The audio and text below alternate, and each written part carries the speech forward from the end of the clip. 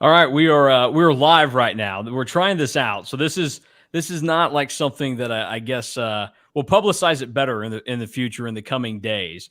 But this is more of a test run to make sure that I actually knew how to do this.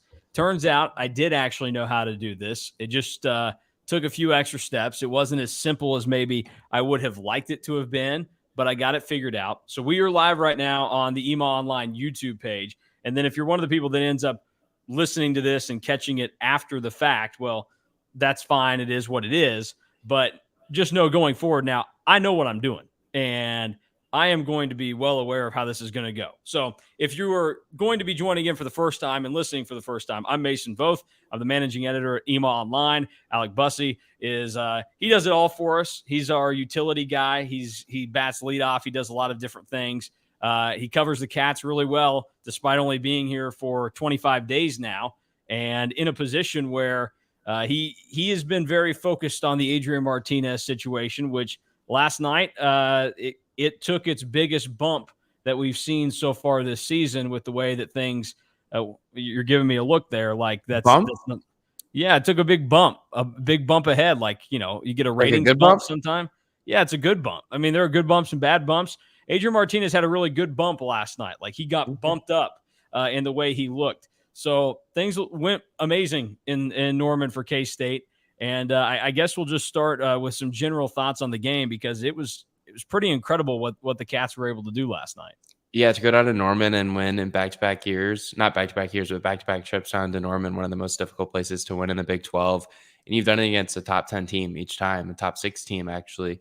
The last few times Kansas State's gone down to Norman, they've escaped with a win. And to do it on the back of Adrian Martinez, who I feel like in the eyes of a lot of Kansas State fans is probably the most unlikely Kansas State fans or Kansas State player to lead the Wildcats to a dramatic win on the road, is what makes college football so special. It's why I think I fell in love with the sport. It's the unexpected things happen in the sport more than any other sport in the planet. And it's almost to a point now where it's almost like it's predictable that the unexpected things are going to happen. But Adrian Martinez goes for 148 rushing yards, 4 rushing touchdowns, and no bigger play than his 55-yard run with about 2 minutes left in the game in the fourth quarter. He scampers out of the pocket on a 4 verticals play on 3rd and 16. He gets all the way down to about the Oklahoma 4 yard line and eventually pushes it in a little bit later with about 1 minute and 58 seconds left to essentially ice the game. And Kansas State wins a game 41-34 after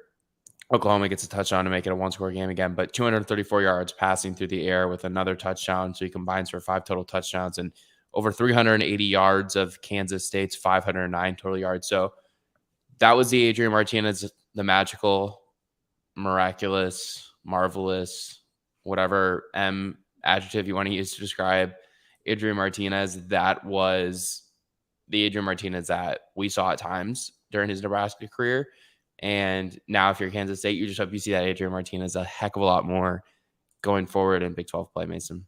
Well, most of all, it's the Adrian Martinez that Chris Kleiman and Colin Klein were looking for this week. It's the Adrian Martinez that, I think it depends. It's all how people view it, but I took it as this past week, the way that Chris Kleiman handled things, that they were semi-publicly challenging Adrian Martinez to pick it up a little bit, and that they knew he was capable of more, and that for whatever reason, he was holding back. And again, I don't think that's like any fault of his own or a lack of ability. I think it's just like a mental hurdle that the trash that he had to deal with at Nebraska went on for so long and was so hardcore anti-Adrian Martinez. We now know, looking back at that situation, he was not the problem. He was certainly not the problem. That would have been a man named Scott Frost. And I think it was just getting to that point where, hey, let's get up and go. And Chris Kleiman kind of talked about it last night, how there was a little bit of an extra buzz or a juice, coming off the loss. And somebody asked, hey, like, does coming off of a loss like do that for you typically? And he's like, well, it's never good to lose. And that is true. It's never good to lose. But honestly, like, I don't know if they beat Oklahoma last night if they eke out that game against Tulane, because I don't think anything changes for the offense or Adrian Martinez, because I think they still have to go and have that learning moment of, oh, crap, we just lost. And now let's analyze why we lost. Well, we didn't look good throwing the football. we maybe didn't take some of the chances. And I was really surprised to hear Adrian Martinez last night very candidly say that he felt like he left some heart out on the field in the Tulane game. And he wanted to take ownership of that. And Deuce Vaughn said it best last night. Adrian Martinez played his balls off. And I am 100% on board with that statement from Deuce, because he did that and then some. It was an impressive night for him. And I mean, he deserves all the kudos. And that picture of him taking the bow after the final touchdown, that is going to be one of those pictures that like you're going to see for years and years to come around K-State football, no matter how the rest of the season turns out. But you go on the road and you beat a top 10 Oklahoma team in Norman. Pretty good chance that you're going to be able to use that for a while. So really good night there. And it seems like things have maybe been flipped around. Other guys that had really good nights. I mean, Deuce Vaughn, it seemed like he was struggling at times, but also then you would look and be like, oh, he's going over 100 yards again. Like Deuce is back to normal. And he was impressive yesterday and took a beating. Like I'll be interested to hear what he has to say later on in the week about some of those hits, because the Oklahoma defenders were like picking him up and throwing him around and tossing him and slamming him down. So I thought very impressive in every element from the offense. And then we figured out who K-State's top wide receiver is. It's Ben Sinnott, of all guys. So Ben Sinnott had a huge night. So everybody stepped up. And it was just one of those nights, to take a quote from the great Bruce Weber. That was the magic level last night for K-State football. That they played at the magic level because everything clicked on offense, and the defense did just enough at the key moments to come through and in the end help deliver a victory.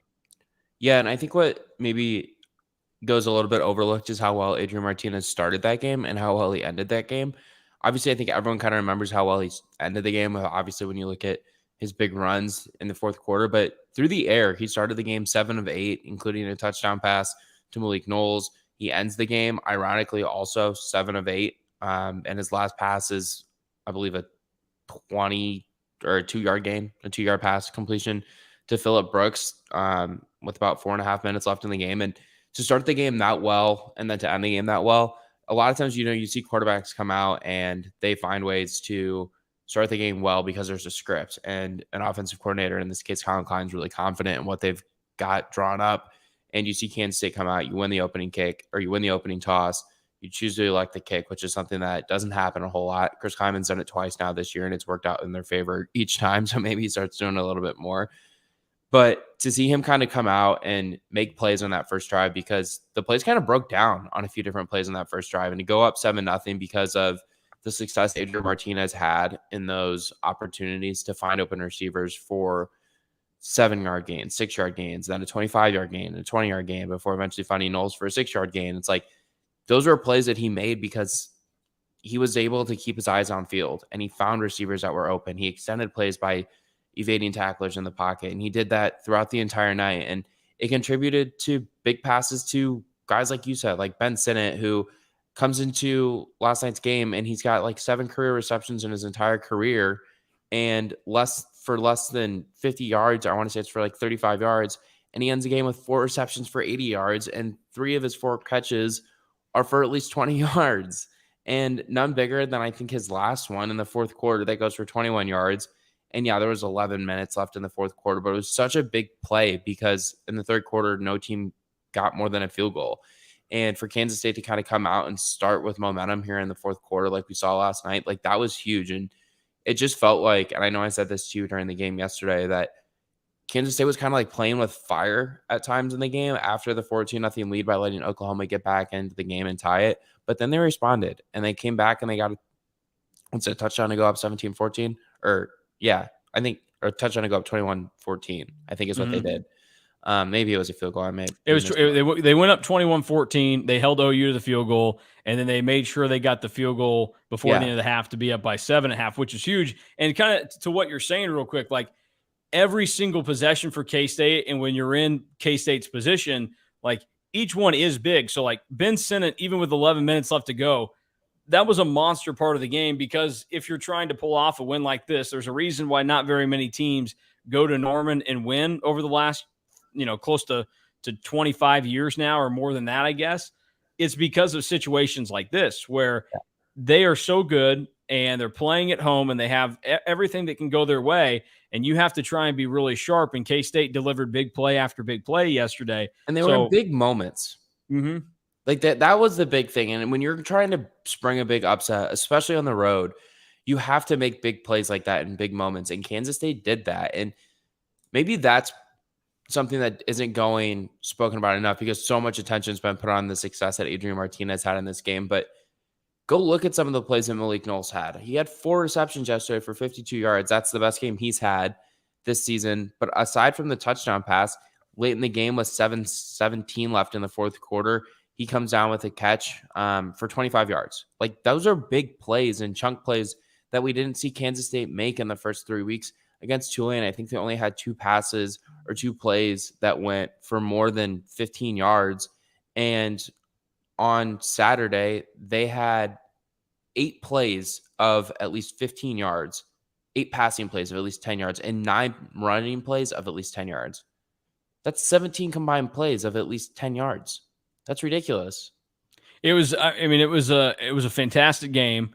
And I think the thing that also makes it all the more impressive is that it wasn't like mistakes were made by either side. I mean, both sides played a pretty perfect game. Now, you can say, yes, there were penalties. There were some moments of miscommunication between Dylan Gabriel and, like, Drake Stoops had a moment where it looked like he was wide open. They had a couple of other throws that were a little too hot or just something that went awry. But there weren't any silly turnovers like that. That's the thing that contributed to K-State's win in 2020.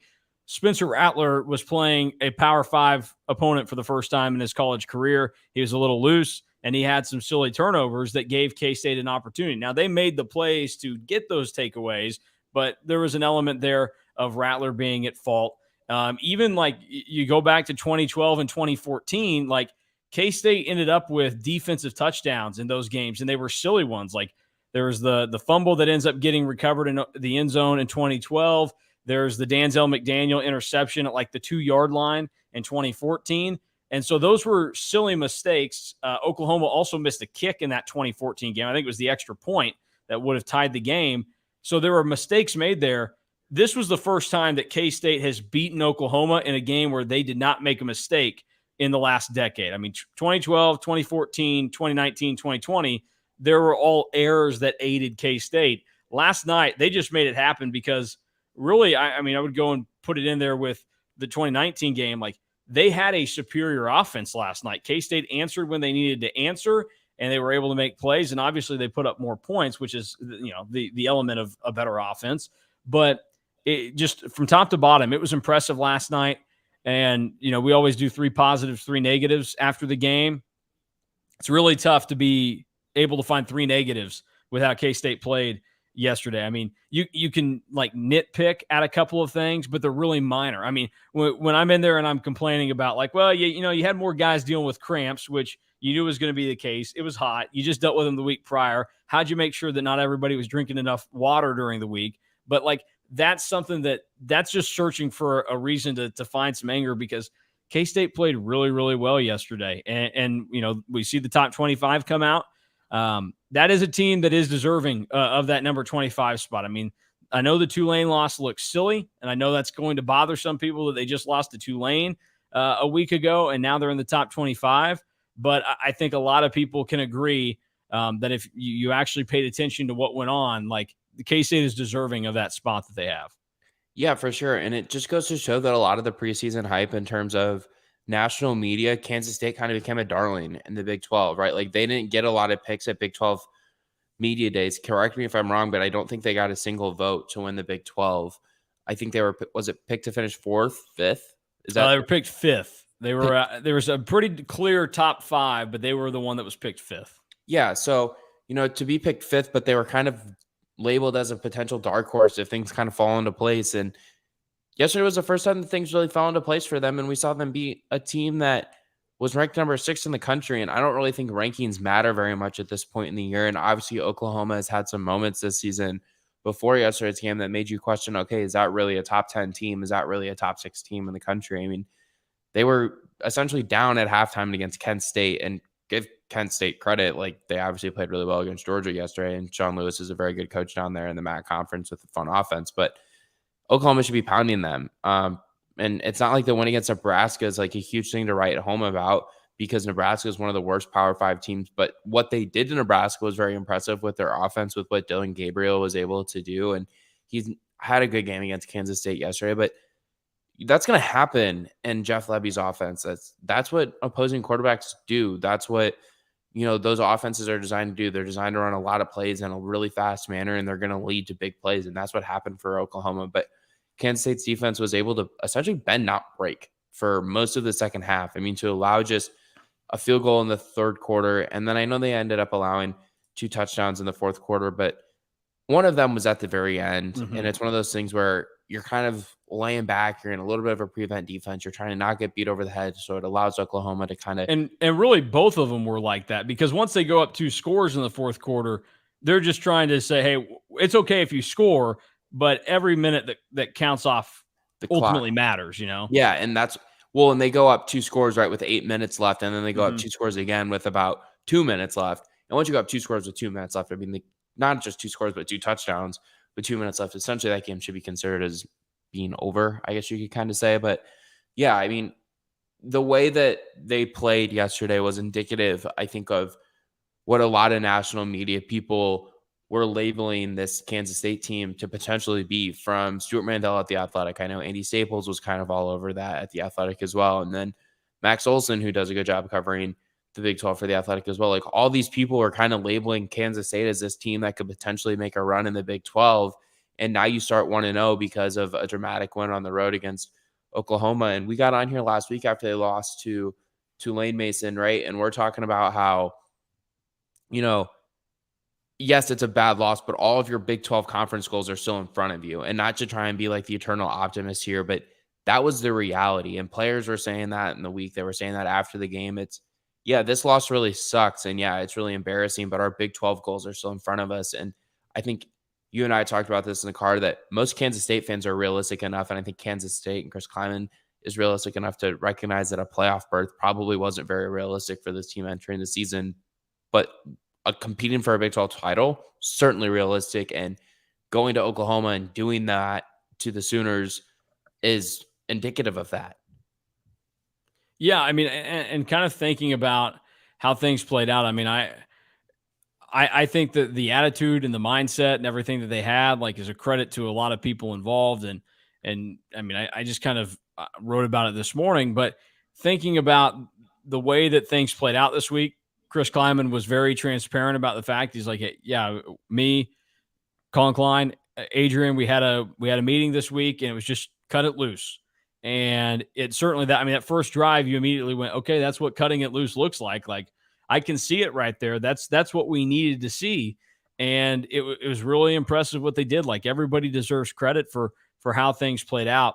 With the offense now, thinking about Adrian and things moving forward, I thought everybody played better last night in a lot of ways. I think there's still maybe a few question marks on the offensive line, but when you consider the fact that even though there were still a few drops out there, Malik Knowles was a little bit more consistent and came through. Adrian threw the ball with conviction and wasn't worried about turning it over. I mean, there were a couple of balls that were a little bit dicey and you kind of gasp. And I think there was maybe one or two where there were people near us, maybe even ourselves, are like, that gets picked off last year at Nebraska. But last night it didn't. And I don't think it's a coincidence. Like, I don't think it's just luck of the draw that it didn't get picked off last night and it would have at Nebraska. I think it goes back to kind of what I was saying, where they needed to get Adrian into a mindset where he knew that he was talented enough. And I think Chris Kleiman reminded him of that. Chris Kleiman reminded him that they had faith in him. They just, needed him then to have faith in them, that he would be able to turn around and have faith in the system and that would all work out. And ultimately it did. Like, it played out in the way that it needed to. So I think things went about as well as you could have asked last night from the Martinez side of things, because even if they had lost that game, say Oklahoma comes back to win it, which would not have been out of the realm of possibility for how talented they are, it would have stung. It would have been awful, would have been miserable for a lot of people. But we, at least, 24 hours removed from it, could have sat here today and agreed that Adrian Martinez seems to be in a better spot.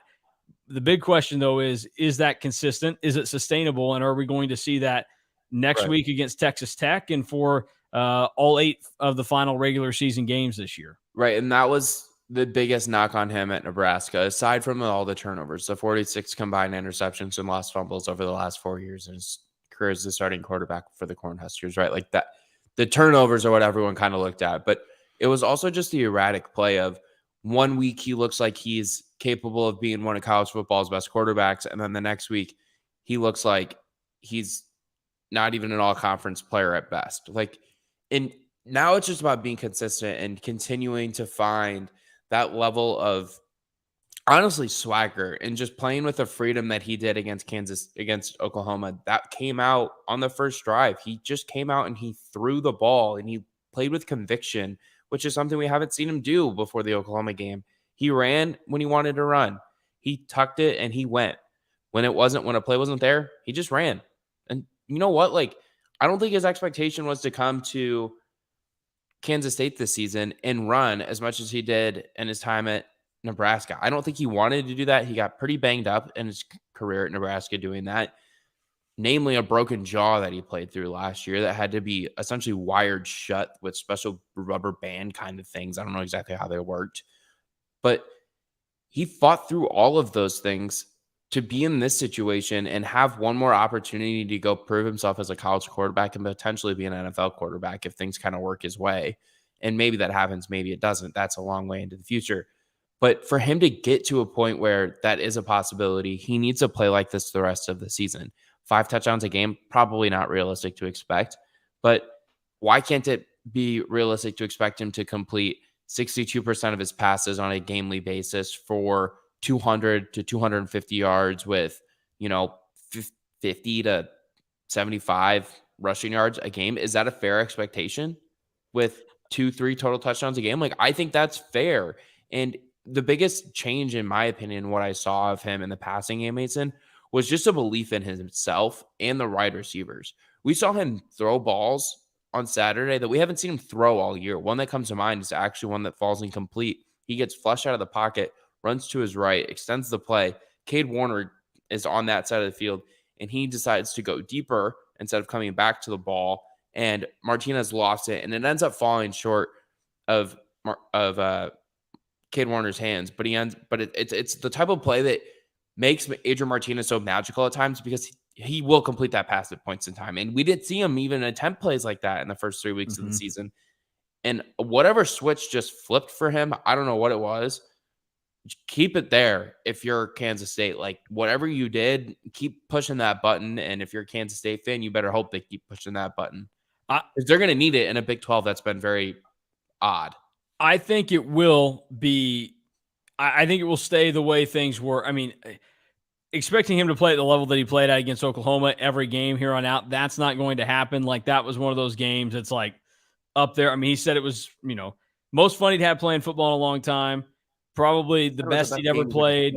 Like, it was everything you could have asked for. That's what that was. But, like, I think that the way things played out, like, if you've got some kind of mental block and mental hurdle to get over, you go on the road and you do that kind of thing to Oklahoma.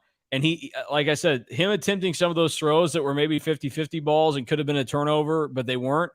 I think that shows growth. I think that shows that he is he's made some changes and that he's going to put himself in a good spot now. So I actually think it stays because I think something like that mentally you maybe get kind of hammered down on. Once you're able to get over it, then you're good. But if you can't get over it, then it wrecks you. I mean, like the golf comparison is pretty prime because we see this happen to golfers more so than anything, where they lose their swing or they lose, whatever it may be, and they're just not the same. Like David Duval was world number 1, and he goes from being the guy that can be right there neck and neck with Tiger to he drops off. And for the last, 10 years, David Duval's been on TV trying to tell us what Tiger's doing. Meanwhile, Tiger's been able to go out and still win major championships within the last 3 years. So I think that the fact that he was able to get over it says a lot about him, says a lot about what happened this week inside Veneer with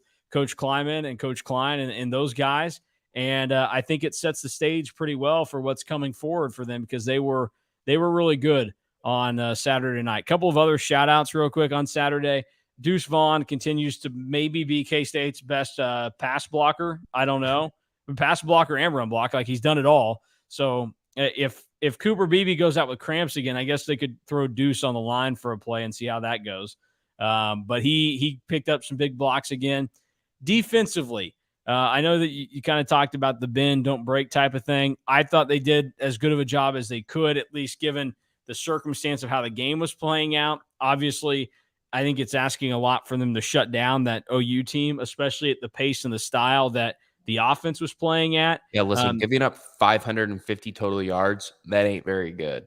No, but the game dictated that. Welcome to the Big 12, Alec. Thank you. Yeah, you're gonna have to deal with that. Over 1,000 yards of total offense I love it in the game yesterday. But I think they did a good enough job. They obviously got beat. They had a tough time handling some of the guys in coverage. But here's the beauty of that: like, you're not going to face a team better than Oklahoma the rest of the season. So even if there are some other teams that can maybe replicate stuff like that against you, and there showed some cracks in the K-State defense, I'm not going to make any grand overreactions, because also sometimes you just play games like this. So I don't know if you have any different thoughts on the defense or anything positive that you want to chip in and what they did last night. Yeah, I do want to give some credit to Joe Klanderman, the Kansas State defensive coordinator, for doing an effective job, in my opinion, of disguising coverages just enough to make things a little bit difficult for Dylan Gabriel and Jeff Lebby, Oklahoma's offensive coordinator. Oklahoma's offense is really, really simple, and I broke it down in a film review looking ahead at the game last week. And essentially, it's just looking at the safeties to determine if you're going to run an RPO, you're going to hand it off to one of your two running backs, Eric Gray or Marcus Major, or you're going to have a one-on-one to match up with a wide receiver on the outside. And Chris Kleiman said after the game that given the personnel packages and where they were positioning players during the game, that they were expecting Oklahoma to just try and RPO them to death. And they didn't do that. And I think that gives a lot of credit to what Kansas State was doing to disguise things just enough to make it a little bit difficult at times for Dylan Gabriel. I mean, yeah, he has 4 touchdown passes, 330 yards, and he also runs for 61 yards. I think it was. Yeah, 61 yards on 7 carries, and he's got a few carries of at least 20 yards to inflate that a little bit. But yeah, I mean, I think the defensive backs played really well. Julius Brents was feeling himself most of the night. I feel like he was talking a lot of trash. For whatever reason, he just carried himself with that kind of swagger last night, and that was really cool to see. It's always fun to see cornerbacks kind of carry themselves that way. And Kobe Savage probably has his best game of the year, has 11 tackles, 8 of them of which were by himself. And while Kansas State didn't get a ton of pass rush on the night, but it's tough when you only have 3 rushers and three down linemen, I feel like they were able to get into the backfield enough to make Gabriel scramble, which you'll take. Especially at key moments, they were able to do that at times, and they eventually did get a sack. It was Austin Moore and Jalen Pickle that kind of teamed up back there, and it helped kind of just delay things and slow things down. And I think that's one of the other bigger things with the defense last night that can be given credit to, is when OU's pushing the ball and they're just trying to go, and Dylan Gabriel just got in the, screw it, I'm going to chuck the ball down the field mode. The K-State defense did enough. They did as much as they could to actually just, hey, we know we are probably going to give up a touchdown here. Let's just not give it up in 30 seconds. Let's make it turn into, a minute 15, kind of like when OU got to the goal line. So I think that they deserve a lot of credit for that. AP Top 25 came out. We're trying to rip through this for everybody because I know everybody's probably either watching football, enjoying dinner with their family, or is like us. Last night was a late night. Some of you for celebrating, others of you for who knows what. But K-State is into the AP Top 25. They are the 25th ranked Kansas State Wildcats. Of note, they are ahead of one specific team, the team that came in just behind them at the unofficial number 26 spot, the Kansas Jayhawks. The 26th best team in the country right now is Kansas. Not quite as good as Kansas State, though. So that's pretty significant to a lot of people. What are your thoughts on the Wildcats being ranked in Kansas not? I'll put you on the spot, and I'll let you become public enemy number 1. Generally, I don't give a damn about rankings. They don't matter to me at all. especially at this point in this season, I'll start paying attention to the rankings when ESPN starts releasing the playoff polls. I know it's something that fans care about. So if you're a Kansas State fan and you're watching, congratulations, your team is Hey, ranked in the listen top here, 25. Illinois. It's fun to have a little number next to your name on the score bug. I'm sure it is. I don't care. Like, it does nothing for me. Like, what do these rankings mean? They mean that you get a little bit of pub for it. It's better. Look, they exist. It's better to be in a ranking that you may not care for than to not be in it. You know, like you can say I don't really care, but it would be better to be in it. You know, like my brother's a senior in high school, and he tried playing this whole thing off like I don't really care if I'm up for like homecoming king or not.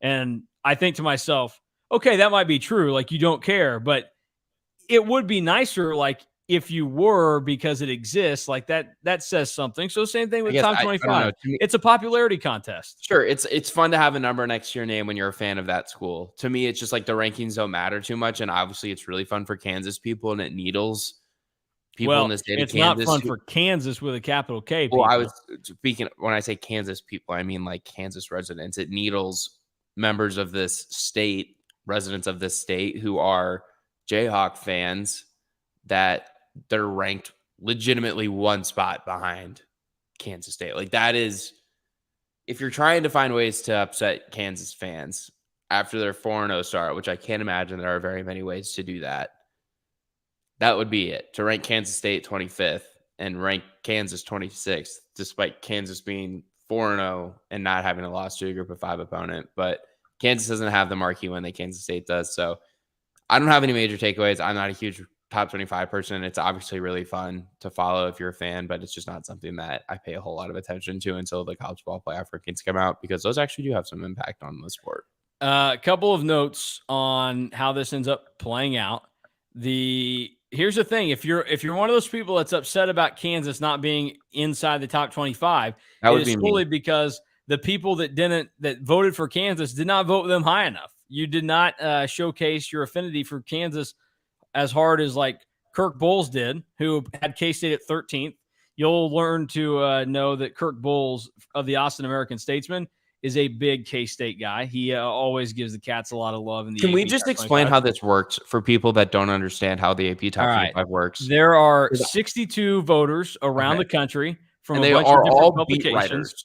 Well, no, not necessarily, because most of them are beat writers. Most of them are people like me, like Mason, who aren't privy enough to be able to watch college football for hours upon hours upon hours every Saturday because they're stuck watching one game for most of the day. For those that would like to know, here locally, the great Kellis Robinette, I about said the late great. He is not dead, at least to my knowledge. I saw him last night at like 11:30, still alive.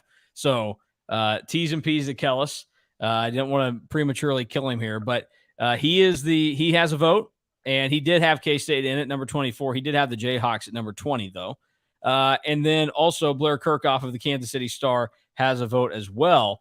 Other notable guys that have votes: Reese Davis of ESPN, the host of College Game Day, who they've all been salivating over Kansas over the last couple of weeks. He had Kansas in his top 25, not K-State. Just a little note there. And then a couple of others just to like put on people's radar. And I'm sure the fantastic D-Lou on Twitter has already done this with Studs and Duds today. I've not looked at it yet. But I do know that I just saw it. I got to find it again to make sure that I'm good with my actual like spot on report here. Don Williams of the Lubbock Avalanche Journal, who I assume will be in Manhattan this coming weekend, he did not have K-State in his top 25 either. So he is coming with the Red Raiders to town, and he did not have the Cats in the top 25. Actually, though, as I look at his top 25, I do kind of agree with it more than most of the other people around here. Like he's got Oklahoma State at 19. I think that's a lot more realistic than where Oklahoma State actually is with like top 10. I don't actually think Oklahoma State is at that level. So I mean, just keep that in mind. Collegepolltracker.com is a good option if you're trying to kind of figure out what the circumstance and situation is and who voted for who and how it all works out. But just know that. And for any of you out there, if your KU buddies are wanting to kind of rib you at work tomorrow, just say, hey, look, number 25 versus number 26. I know which one's better in my eyes. So I know that's what my wife is going to have to do. She's been miserable the last week at work, dealing with a bunch of KU people and their 3-0 semantics and everything else going on. Now you can go in there and say, hey, look, 3-1 with a big win versus 4-0 with no wins. Good for you. They have a couple good wins. Who? I mean, they've got, is it 2 Power 5 wins? No, 3. No, they've got some okay ones. They've got 2. But their Power 5 wins are Duke and West Virginia. So, Man. All right. Well, this is what I mean. They deserve credit. They deserve credit. Like that offense is the real deal. That offense is the real deal. They're moving the ball. They've also played terrible teams, and their defense, we'll see how it ends up looking. This week against Iowa State will be probably the best team that they've played so far this year. So we'll see what the Cyclones can do. Iowa State opened up as a 2-point road favorite in Lawrence for this weekend. So that'll be of note. K-State is a 7-point favorite at home against Texas Tech for any of those that are interested. As a gambling sharp like myself is, which shout out to my Utes who they were in some people's top 25s, a lot of people's top 25s. So good for everybody involved there. The Big 12, I mean, you said it yesterday. It really bugged you, although you're kind of looking forward to it. You're kind of not because it makes it really tough to kind of pinpoint where the direction of things is going to be.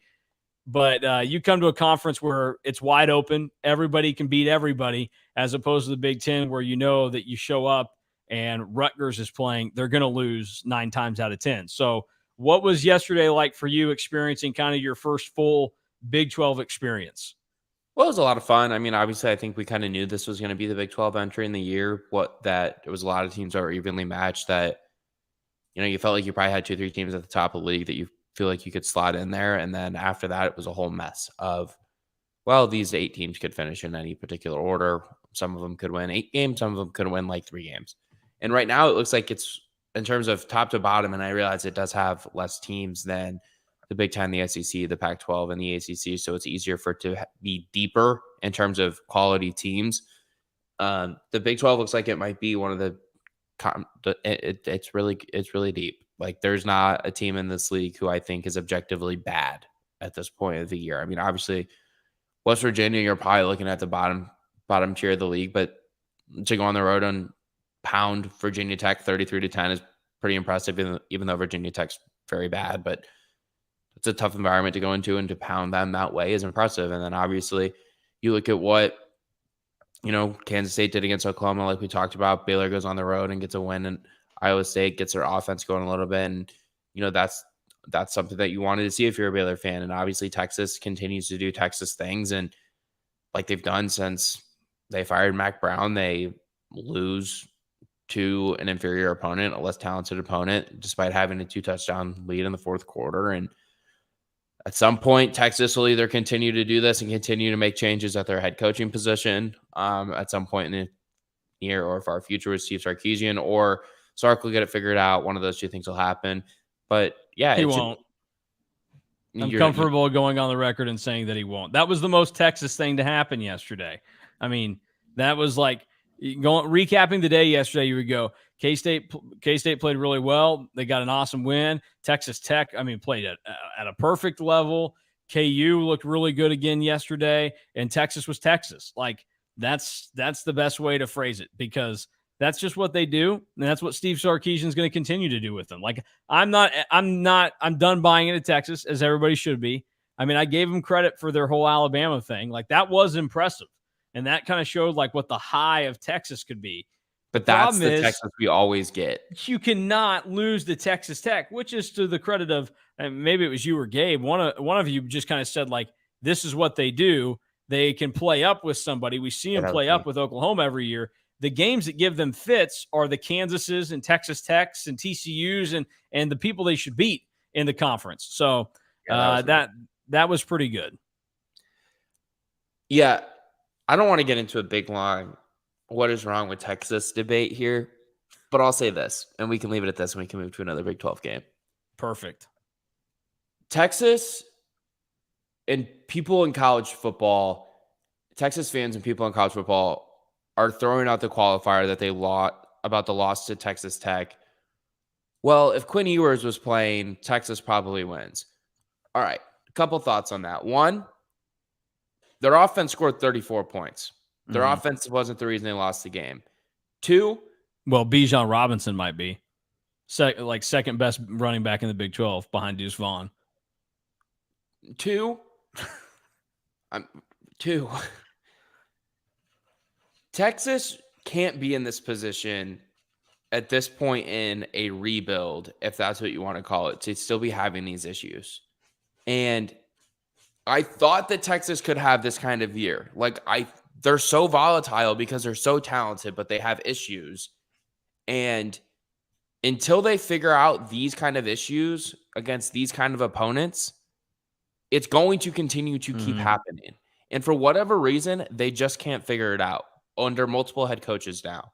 So at some point, it's going to get figured out or it's not.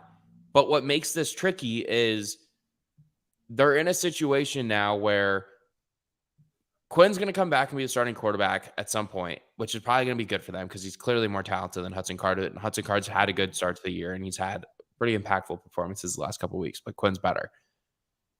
Maybe. But at some point here, these can't keep happening to Texas and Steve Sarkisian there because it happened last year. They ended up 5-7. They can't keep happening because when Arch Manning's there, the Arch Manning thing is buying him time. It's buying him, well, Arch is going to be here.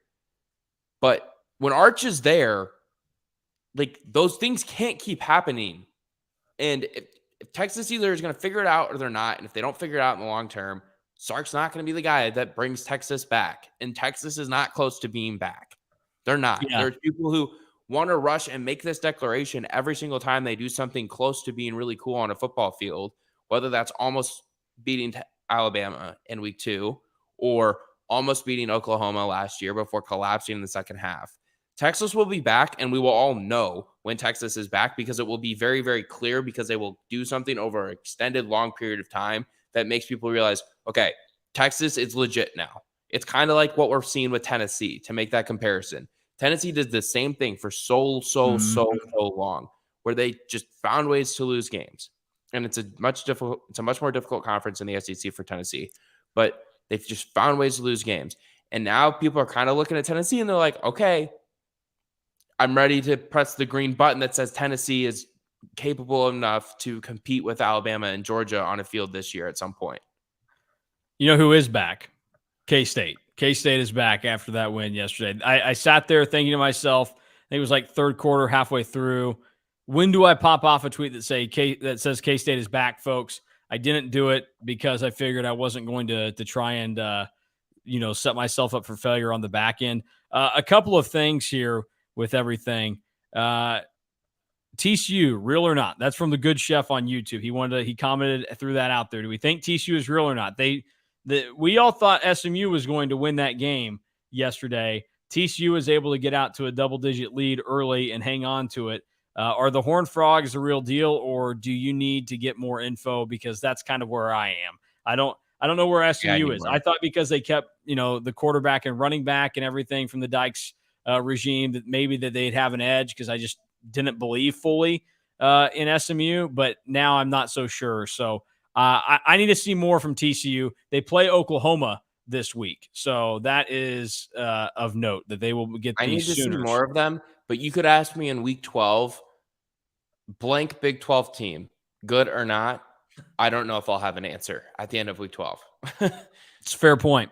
That is a very, very fair point. We'll wrap things up here because I don't want to keep anybody too long. Also, I don't know where my wife is, but my dog is just scratching up a storm at this door, like she needs to go to the bathroom or something. So I need her to pipe down. But we'll finish things off. We'll have more throughout the week. Follow along with us at EMAW Online. Plenty of coverage to get you caught up or relive everything that took place last night in Norman, because it was a pretty fun night. And we'll have, obviously, Wildcat Weekly with Deuce Vaughn this week at some point. And also, now that I know how to go live through everything, this may just become something that happens a lot. So we may run it by Deuce, and we may do a Wildcat Weekly with Deuce live, because I think that would get the people fired up, and maybe do a little Q&A there through the YouTube chat. A lot of different things that we can do. I'm ready to have it all at my disposal. The final question, your first road trip with me, we didn't have to go very, very far. What was your favorite moment of the weekend? Oh, that's a good question, Mason. I feel like we had a lot of good laughs on the way down there. I mean, you know what it is? You know what the best moment is? Without a Sharon, doubt. Missouri losing to Auburn together? Yes, that is without the thicker kicker missing a 26-yard kick, and then we're at the end of regulation, and then we're going to overtime, and we hear about Nathaniel Pete fumbling as he tries to extend the ball over the pylon, and then we see the video, and we're like, he didn't even fumble it. He like threw it over the pylon out of the end zone. Yeah. Well, not out of the end zone because Auburn recovered it, but yeah, that's probably number one, is listening to the circus that went on at Jordan-Hare Stadium. Yeah, that was a good time. Also, need to share my joke real quick, because the parking attendant at Oklahoma did not understand it at all. This is also high on the list. Yeah, Alec thought this was gold. I think he thought that I was mapping it out for a while. I thought of it sitting there while we were waiting for some lady that didn't know where she was going. So we pull up the parking lot we were supposed to park in. I was trying to figure out the name of it all the time, and then I looked and I was like, oh, it's just right there on the ticket.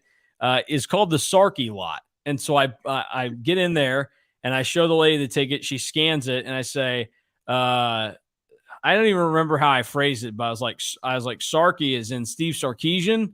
And she just kind of gave this blank stare at me. And I was like, you don't know who that is. And she's like, no. And I just kind of drove on, and it didn't land. But if somebody there had known that I was trying to suggest that maybe they had like named a parking lot after the Texas head coach, that would have either been funny, or like I would have gotten a better reaction out of it. Instead, it just died, and it wasn't as special of a moment as it should have been. So I missed out there, and hopefully other people enjoy a really crappy joke that I tried to make. No, that was funny. That one made me laugh. As you're retelling this story, it was hard for me to not laugh as well. So, all right, well, that'll do it for us. We'll have plenty more to recap throughout the week.